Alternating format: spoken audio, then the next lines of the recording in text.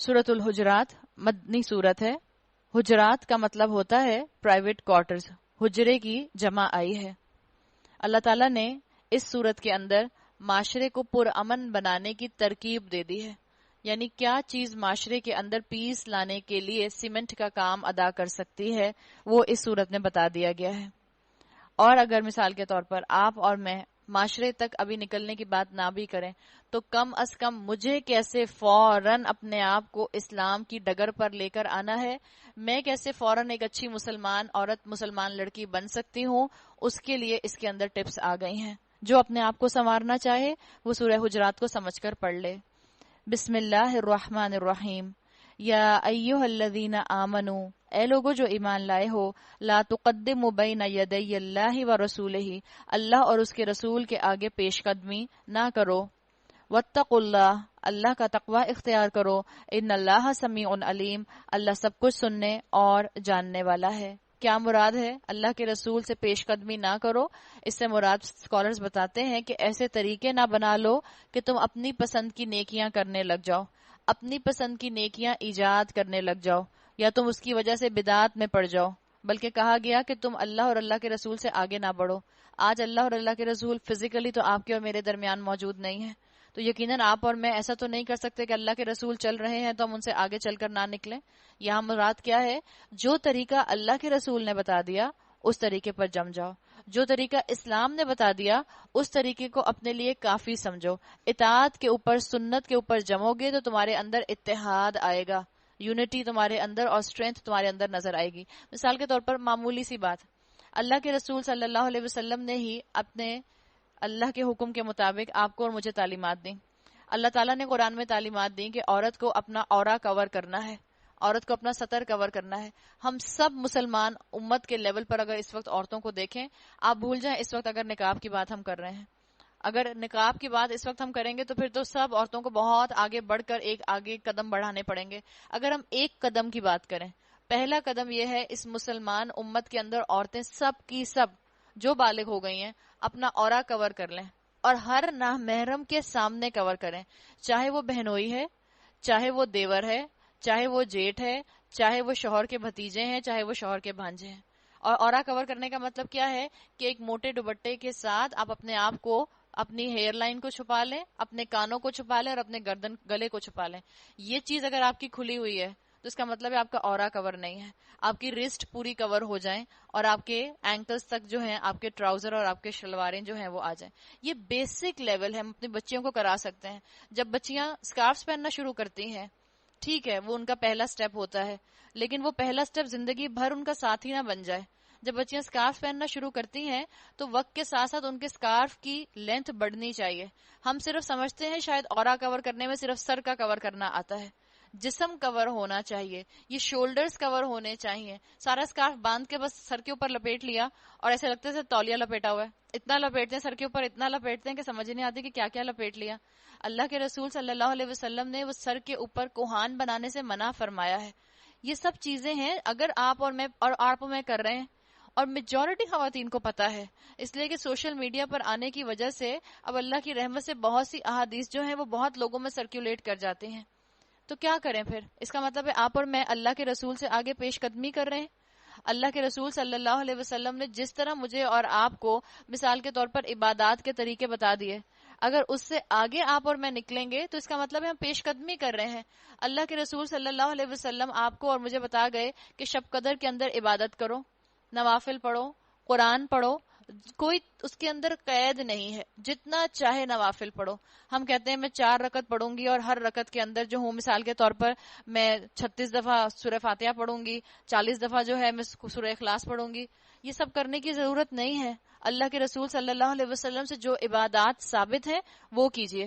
یہ جو کتابوں کی کتابیں آپ کو اور مجھے نظر آتی ہیں شب قدر کی عبادات کے اوپر، اور اس میں نوافل پڑھنے کے مختلف طریقے لکھے ہوتے ہیں، اتنی دفعہ یہ پڑھ لیں، اتنی دفعہ یہ پڑھ لیں، اگر وہ کسی صحیح حدیث سے ثابت ہیں تو ضرور پڑھیے، اور اگر وہ کسی صحیح حدیث سے ثابت نہیں ہے تو کیا یہ عبادات کے اندر اللہ کے رسول سے آگے نکلنا نہیں ہو جائے گا؟ بالکل ہو جائے گا. تو دین کو آسان بنائیے. اللہ نے یہ دین مجھے اور آپ کو آسانی کے لیے دیا ہے تاکہ آپ اور میں آسانی کے ساتھ اس دنیا میں رہ کر اس دنیا کو بہتر رہنے کی جگہ بنا سکیں، اپنے مقصد کو پہچان سکیں. اللہ کے رسول سے آگے پیش قدمی مجھے اور آپ کو نہیں کرنی. جتنا طریقہ اللہ کے رسول نے درود پڑھنے کا بتا دیا اتنا ہی طریقہ آپ نے اور میں نے اپنے لیے اپنانا ہے، ورنہ اللہ کے رسول سے آگے پیش قدمی ہو جائے گی. جتنا طریقہ اللہ کے رسول اپنی تعظیم کا سکھا گئے، آپ اپنی زندگی میں یہ پسند نہیں کیا کرتے تھے کہ جب آپ کسی محفل میں داخل ہوں تو صحابہ آپ کے لیے کھڑے ہو جایا کریں. آپ منع فرماتے تھے، کہتے تھے مجھے دیکھ کر کھڑے مت ہوا کرو، بیٹھے رہا کرو.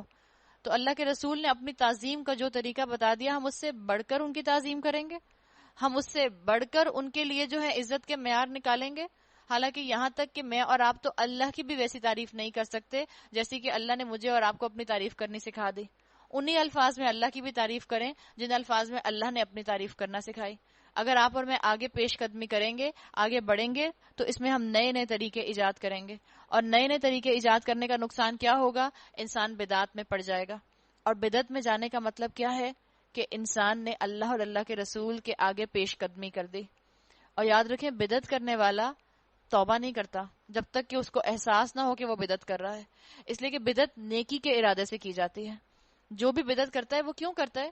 نیکی کے ارادے سے. جب وہ نیکی کے ارادے سے کر رہا ہے تو وہ اس بات پر توبہ تھوڑی کرے گا کہ توبہ میں نے یہ اللہ کے ضمن کے اندر نیا کام ایجاد کر لیا، انٹل انلیس اس کے پاس علم آ جائے.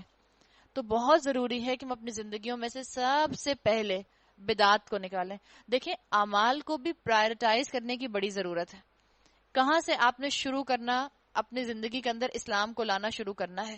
پرائرٹائز کریں، کون سا بہت بڑا گناہ میری زندگی میں شامل ہے، کون سا کبیرہ گناہ میری زندگی میں شامل ہے، اس کو اپنی زندگی سے نکالنا شروع کریں اور اس کی جگہ ایک نیکی لے کر آئیں. پھر ایک اور کبیرہ گناہ نکالیں، پھر ایک نیکی لے کر آئیں، اور پھر آہستہ آہستہ صغیرہ گناہوں کے اوپر آئیے اور ان کو بھی زندگی سے امٹ کرتی جائیے. تو اللہ نے یہاں کہہ دیا کہ اللہ اور اللہ کے رسول سے آگے نہ بڑھو، جو طریقہ انہوں نے بتا دیا ہے اسی کے اوپر اپنا معاملہ جو ہے استوار کرو. آگے کیا کہا؟ یا ایھا الذین آمنو، اے لوگو جو ایمان لائے ہو، لا ترفعوا، مت تم بلند کرو، اصواتکم، اپنی آوازوں کو، فوق صوت النبی، اپنے رسول صلی اللہ علیہ وسلم کی آواز کے سامنے. پھر وہی بات، اللہ کے رسول صلی اللہ علیہ وسلم تو اس وقت آپ کے اور میرے سامنے موجود نہیں ہے، تو ہم کیسے اپنی آوازوں کو اللہ اور اللہ کے رسول کے سامنے جو ہے نیچے رکھیں؟ مطلب کیا ہے؟ جب اللہ کے نبی کی، جب اللہ کے رسول کی کوئی سنت، کوئی حدیث آپ کے اور میرے سامنے آئے تو ہم اس کے اوپر اپنے سائنسی دلائل، اپنے معاشرتی دلائل، اپنے عقلوں کے دلائل مت دینا شروع کر دیں. نہیں، میرا نہیں خیال ایسا ہو سکتا ہے، آئی ڈونٹ تھنک سو، اس کا یہ مطلب ہوگا. نہیں، مجھے نہیں لگتا ایسی بات ہو سکتی ہے. اب آج کے زمانے میں تو یہ ممکن ہی نہیں ہے. یہ سب انداز اپنا مت اپناؤ، ورنہ تمہارا اپنی آوازوں کو بلند کرنا ہی جو ہے اسی کے مترادف ہو جائے گا کہ تم نے اللہ کے رسول کے آگے اپنی آواز کو بلند کیا. مینیفیسٹ انسٹرکشنز اللہ اور اللہ کے رسول نے دے دی ہیں، اب اس کے آگے مجھے اور آپ کو پیش قدمی نہیں کرنی. اور ہمارا مسلمان امت کا کیا حال کہ ہم نے نعتوں کے اندر آپ صلی اللہ علیہ وسلم کے لیے جو الفاظ استعمال کیے ہیں، ہم نے یقیناً اللہ کے نبی سے آگے اپنی آوازیں بلند کی ہیں. اللہ کے نبی نے منع فرمایا تھا کہ مجھے اس طرح سے مت پکارا کرو، میرے لیے اس طرح سے نہ معاملہ کیا کرو. اور ہم ایسے نعتوں کے اندر الفاظ سنتے ہیں اور سب جھوم جھوم کر، لہک لہک کر گا رہی ہوتے ہیں. اور وہ بھی جو محفل ہوتی ہے، اس محفل پر بھی ایک رخ دیکھ لیا کریں آپ. اس وقت مردوں کو یاد نہیں آتا کہ عورتوں کی آواز کا پردہ ہے. عورت کی آواز کا اتنی زیادہ ردھم کے ساتھ، آپ کو معلوم ہوگا کہ عورت کی تلاوت قرآن جس میں ردھم ہوتا ہے وہ نامحرم نہیں سن سکتا. عورت کے نامحرم کی آواز جو ہے، ایک اسکالرز کا ایک اسکول آف تھاٹ ہے جو کہتے ہیں کہ عورت کی تلاوت کی آواز نامحرم تک نہیں جانی چاہیے. اور جو نعتیں پڑھتے ہیں اس کے اوپر کوئی فتوی نہیں دیتا، اس کو آ کے کوئی نہیں سمجھاتا. لہک لہک کر نعتیں پڑھی جا رہی ہوتی ہیں، فل میک اپ کے اندر میڈیا کے اوپر خواتین آ کر بیٹھی ہوتی ہیں اور ایک سے ایک تیار خاتون ہوتی ہیں. اور کیا ہوتا ہے؟ نبی سے محبت کا اظہار ہو رہا ہوتا ہے. کیا وہ اپنی آواز کو نبی کی آواز سے بلند کرنا نہیں ہے؟ اور کیسے کیسے الفاظ استعمال ہوتے ہیں. وہ راج دلارا آوت ہے، راج دلارا آوت ہے. آپ اس طرح کس کے لیے بات کرتے ہیں؟ اپنے ابا کے لیے بھی انسان ایسے بات نہیں کرتا. اپنے ابا سے آپ کہیں وہ راج دلارا آوت ہے. پہنو پہنو نبی جی پھولوں کے ہار، یہ کوئی طریقہ ہے؟ سب کورس میں بیٹھ کے گائے جا رہے ہیں. آپ امیجن کریں آپ کی دادی گھر میں آئی، آپ کہہ رہی ہیں السلام علیکم یا دادی، سب بچے کھڑے ہو گئے، دادی کہیں گے تمیز نہیں سکھائی کسی نے، آرام سے بیٹھ کے بات کرو اور ایک ایک کر کے سلام کرو. سب کھڑے ہو گئے ایک ہی ٹیون میں اور کورس میں کھڑے ہو کے کہہ رہے ہیں السلام علیکم یا ابا، السلام علیکم یا ابا. اچھا لگتا ہے؟ اور کہاں اللہ کے رسول صلی اللہ علیہ وسلم، اور اس کے بعد ہمارے دعوے کہ ہم تو محبت کا اظہار کر رہے ہیں، اور جو محبت کے دعووں میں ان کا ساتھ نہ دے وہ گستاخ رسول، اس کو وہابی کہہ دیا یا اس کو کوئی اور ٹائٹل دے دیا. یہ کس طرح کے معیار ہیں جو آپ نے اور میں نے بنا لیے ہیں؟ پڑھیں سورہ حجرات، پڑھیں قرآن، اور دیکھیں کہاں سے جسٹیفیکیشن ملتی ہے ان چیزوں کی. جا کے سیرت پڑھیں اللہ کے رسول صلی اللہ علیہ وسلم کی، کہاں سے جسٹیفیکیشن ملتی ہے کہ اس طرح کی نعتیں پڑھی جائیں جس کے اندر جو ہے اللہ کے رسول کی محبت اور تعظیم میں غلو کیا جائے. ہم سے پہلے کی قوم، ہم سے پہلے کے جو نصارہ تھے، وہ اسی وجہ سے ضالین کی کیٹیگری میں شامل ہوئے کہ انہوں نے محبت کے اندر، تعظیم کے اندر غلو کیا تھا، ایگزیجریشن کیا تھا. اس ایگزیجریشن کی وجہ سے انہوں نے اپنے نبی کو اللہ کا بیٹا قرار دے دیا. اسی ایگزیجریشن کی وجہ سے اللہ نے ان کو ضالین کے اندر شامل کر دیا. بغیر علم کے انہوں نے تعظیم کرنا چاہی. علم حاصل کرتے تو ان کو پتا چلتا کہ نبی کی تعظیم ان کو کتنی، کب اور کیسے کرنی ہے. لیکن ضالین بن گئے، گمراہ ہو گئے، ہدایت کی طرف وہ آئے ہی نہیں، انہوں نے علم حاصل کرنے کی کوشش ہی نہیں کی. تو بتا دیا گیا اللہ اور اللہ کے رسول سے آگے نہ پیش قدمی کرنی ہے، نہ اپنی آواز کو بلند کرنا ہے. بتائیے آپ، اگر 9 عرفہ کے دن، یوم عرفات کے دن، کوئی کہے نہیں میں تو عرفات کے میدان میں مغرب کی نماز پڑھ کر ہی جاؤں گا، تو کیا اس نے اللہ اور اللہ کے رسول سے آگے اپنی آواز کو بلند نہیں کیا؟ کیا اس نے اللہ اور اللہ کے رسول کے آگے پیش قدمی نہیں کی؟ تو قرآن میں تو کہیں نہیں لکھا ہوا کہ اپنی مغرب کی نمازوں کو جو ہے تم عرفات کے میدان میں نہ پڑھو، بلکہ آگے مزدلفہ جا کے عشاء کے ساتھ ملا کر پڑھو. اللہ کے رسول نے بتایا. تو جو دلیلیں لے کر آئے گا اللہ کی رسول کی سنتوں کے آگے، اس نے اپنی آواز نبی کی آواز کے سامنے بلند کر دی. یاد رکھیں، آپ کے سامنے کوئی انسان رسول اللہ صلی اللہ علیہ وسلم کی سنت کہہ کر، حدیث کہہ کر کوئی الفاظ آپ کو بتائے، اب آپ اس کے اوپر خاموشی اختیار کر لیں، بحث نہیں کریں، خاموشی اختیار کر لیں. اور یہ بھی آپ اس سے کبھی ہو سکتا ہے آپ کے علم میں ہو، جو وہ انسان کہہ رہا ہے وہ آپ کے علم میں ہے کہ وہ موضوع حدیث ہے یا وہ ضعیف ہے اور اس کے مقابلے میں صحیح حدیث موجود ہے، تب آپ ضرور بتا سکتے ہیں کہ میرے علم میں یہ بات ہے، دیکھ لیں گے کہ کیا چیز ہے، اس پہ تحقیق کر لیتے ہیں. لیکن جھگڑا نہیں کرنا. جب کوئی اللہ کے رسول کا نام لے کر کہہ دے، اب اس کے بعد خاموشی اختیار کی جائے. مثال کے طور پر کوئی آپ سے کہے کہ میں نے اللہ کے رسول کو خواب میں دیکھا ہے، اب یہ اس کا ایمان، اب یہ وہ جانے اور اللہ جانے. کوئی آپ سے کہے، آپ کہیں اچھا اللہ آپ کے لیے مبارک کرے، بس ختم. نہ آگے آپ ڈیٹیل پوچھنا شروع کریں، اچھا کیسا ماحول تھا، لائٹ کون سی آن تھی، کون سے کلر تھے، کیا پہنا ہوا تھا. اتنی ڈیٹیل آپ پوچھیں گی تو ہو سکتا ہے سامنے والے کو جو ہے اپنے خواب کے اوپر ایمبرائڈری کرنے کا موقع مل جائے. کوئی آپ سے کہے میں نے اللہ کے رسول کو خواب میں دیکھا ہے، کہیں اچھا ٹھیک ہے اللہ مبارک کرے، اللہ آپ کو خواب کی بہترین تعبیر دکھائے، بس خاموشی. یہ معاملہ ہے اللہ کے رسول صلی اللہ علیہ وسلم کے ساتھ. دوسرا، اگر آپ ریفرنس ٹو کانٹیکسٹ میں دیکھیں تو عرب کے جو بدو تھے وہ جب آیا کرتے تھے آپ صلی اللہ علیہ وسلم سے ملنے کے لیے، تو وہ عرب کے بدو بعض اوقات ایسے موقع پر آتے تھے جب اللہ کے رسول مسجد نبوی سے اٹھ کر اپنے حجرے میں چلے جایا کرتے تھے. تو بدو جو تھے بجائے اس کے کہ وہ انتظار کرتے کہ اللہ کے رسول صلی اللہ علیہ وسلم اپنے حجرے سے نکل کر آئیں، وہ کیا کیا کرتے تھے کہ آپ کے حجرے کے باہر کھڑے ہو کر زور زور سے آواز دیا کرتے تھے، اخرج علینا محمد، اخرج علینا محمد، محمد ہمارے لیے باہر آؤ، محمد ہمارے لیے باہر آؤ. تو یہاں پر ایسی آیات کہہ کر ان کو بھی آداب سکھا دیے گئے. تو جو مختلف لوگ آپ کو اس طرح سے پکارتے ہیں ان کو بتا دیا گیا کہ اس طرح سے نہ پکارا جائے بلکہ آپ کا انتظار کیا جائے.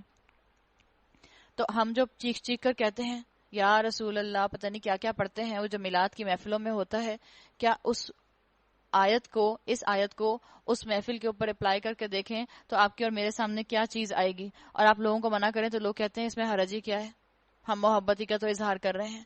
ہم محبت بھی اپنی مرضی سے نہیں کر سکتے، ہمیں تو باؤنڈ کر دیا گیا ہے کہ ہم محبت بھی ویسے ہی کریں گے جیسے کہ اللہ اور اللہ کے رسول نے سکھا دیا. آگے کہا گیا وَلَا تَجْهَرُوا لَهُ بِالْقَوْلِ، اور نہ نبی کے ساتھ اونچی آواز سے بات کرو جس طرح تم آپس میں ایک دوسرے سے بات کرتے ہو، کہیں ایسا نہ ہو کہ تمہارا کیا کرایا سب غارت ہو جائے اور تمہیں خبر بھی نہ ہو. بتا دیا گیا. ریفرنس ٹو کانٹیکسٹ میں دیکھیں تو ازواج کو بھی بتا دیا گیا تھا کہ آپ کے یقیناً شوہر ہیں رسول اللہ صلی اللہ علیہ وسلم، لیکن ان کی رسول کی حیثیت کو مقدم رکھیں، ان کے رسول ہونے کی حیثیت سے حساب سے ان کے ساتھ بات چیت کریں، اس کیفیت کے ساتھ ان کے ساتھ معاملہ کریں. اس لیے کہ آپ صلی اللہ علیہ وسلم مختلف رشتوں میں تھے موجود، رسول بھی تھے، ربوت کے تار میں بھی تھے، رسالت کا کام بھی کر رہے تھے، اور مختلف رشتہ داریاں بھی تھیں. آپ کی بیویاں بھی تھیں، آپ کی بیٹیاں بھی تھیں، آپ کے سسر بھی تھے، حضرت عمر اور حضرت ابو بکر آپ کے سسر تھے، آپ کے چچا بھی تھے. تو بتا دیا گیا کہ آپ ان کے ساتھ معاملہ کیسے کریں. سب لوگ جو ان کے ساتھ موجود ہے وہ ان کی باتوں کے آگے اپنی آواز کو بلند نہ کرے، اور جس بات کا فیصلہ رسول اللہ صلی اللہ علیہ وسلم کر دیں اب اس کے آگے اپنی زیادہ لاجکس مت لے کر آئیں، ورنہ کیا ہوگا، اعمال ہبط ہو جائیں گے. جو لوگ رسول اللہ کے حضور بات کرتے ہوئے اپنی آواز پست رکھتے ہیں وہی در حقیقت لوگ ہیں جن کے دلوں میں اللہ نے تقوی کو جان لیا ہے، ان کے لیے مغفرت ہے اور اجر عظیم. اے نبی، جو لوگ تمہیں حجروں کے باہر سے پکارتے ہیں ان میں سے اکثر بے عقل ہیں، وہ تمہارے برآمد ہونے تک صبر کرتے تو انہی کے لیے بہتر تھا، اللہ درگزر کرنے والا اور رحیم ہے. وہی بات بتا دی گئی، بدوؤں کو مینر سکھائے جا رہے ہیں. اور بتا دیا گیا کہ اللہ تعالیٰ مجھے اور آپ کو یہاں یہ بات مینشن کر رہا ہے کہ ہم ان محفلوں کا ضرور اندازہ کر لیں، ان پر ضرور غور کر لیں جن کو ہم رسول اللہ کی محبت کے نام پر ارینج کرتے ہیں. ان سب چیزوں کی، ان سب معاملات کی کریکشن کی ضرورت ہے. اور یہاں سے اسکالر ایک یہ بھی نقطہ نکالتے ہیں، وہ کہتے ہیں کہ جو دین کے کام کرنے والے لوگ ہوتے ہیں، یہاں سے یہ سبق ملتا ہے جیسے اللہ کے رسول اپنی ذمہ داری نبھا کر اپنے حجرے میں چلے گئے، اب ان کا ایک فیملی ٹائم ہے، اس کو بھی ڈسٹرب نہ کیا جائے. اسی طرح سے جیسے اللہ کے رسول کا ایک فیملی ٹائم تھا، وہ ایک پبلک پراپرٹی اس طرح سے نہیں ہوتے تھے کہ آپ ان کو جس وقت چاہیں، جس وقت آپ کا دل کرے، جس وقت آپ نے سوال پوچھنا ہو، آپ ان کو اپنے لیے حاضر سمجھ کے جو ہے ان کے گھر پر حاضر ہو جائیں. اسی طرح سے جو بھی دین کا کام کرنے والے لوگ ہوتے ہیں ان کو بھی پبلک پراپرٹی نہیں سمجھنا چاہیے. ایک ٹائم ہونا چاہیے کہ کس وقت آپ ان سے بات کر سکتے ہیں، کس وقت آپ ان کو ایس ایم ایس کر سکتے ہیں، کس وقت آپ ان سے ملنے جا سکتے ہیں. ملنے جانے کا معاملہ تو چلو ہم لوگوں نے پھر بھی کافی محتاط ہو کر رکھنا شروع کر دیا کہ ہم فون کر کے ملنے جائیں، لیکن ایس ایم ایس ہر کوئی جو ہے بغیر ٹائم دیکھے ایس ایم ایس کرتا ہے، اور پھر توقع بھی یہ رکھی جاتی ہے کہ اس کا جواب اس کو فوراً مل جائے گا، حالانکہ انسان 10 مصروفیات میں ہو سکتا ہے. جو لوگ گھروں سے باہر نکل کر دین کا کام کر رہے ہوتے ہیں یقیناً ان کو جب گھروں میں جانا ہوتا ہے تو ڈبل ذمہ داریاں ادا کرنی ہوتی ہیں، تو اس چیز کو بھی اکوموڈیٹ کرنا چاہیے. یہاں سے یہ چیز بھی اسکالرز جو ہیں وہ اخذ کرتے ہیں. اے لوگو جو ایمان لائے ہو، یا ایھا الذین آمنو ان جاءکم فاسق بنبأ فتبینوا، اگر کوئی فاسق تمہارے پاس کوئی خبر لے کر آئے تو تحقیق کر لیا کرو. سمجھا دیا کہ ریومرز نہ پھیلاؤ، سنی سنائی باتوں پر نہ یقین کرو کہ فوراً ان کو آگے پہنچانا شروع کر دو. کہیں ایسا نہ ہو کہ تم کسی گروہ کو نادانستہ نقصان پہنچا بیٹھو اور پھر اپنے کیے پر پریشان ہو. یعنی کیا ہو کہ پھر تمہیں بتا دیا گیا کہ پھر تم بعد میں پچھتاؤ کہ یہ میں نے کیا کیا. اور ہم سب کے لیے اس میں بہت سبق ہے. اڑی اڑائی باتوں کو، سنی سنائی باتوں کو آگے مت پھیلائیں. میں نے سنا ہے ایسا ہوتا ہے، میں نے سنا ہے ایسا ہوتا ہے، اس کو آگے مت پروموٹ کریں.